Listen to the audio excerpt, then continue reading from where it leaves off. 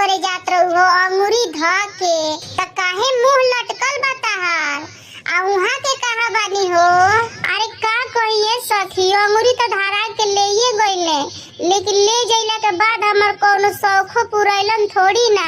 जौची जौची हम कहानी कीने के तौची ना किनलन उ अपने चुजविया त रुकलन जहां उनकर जरूरत रहे।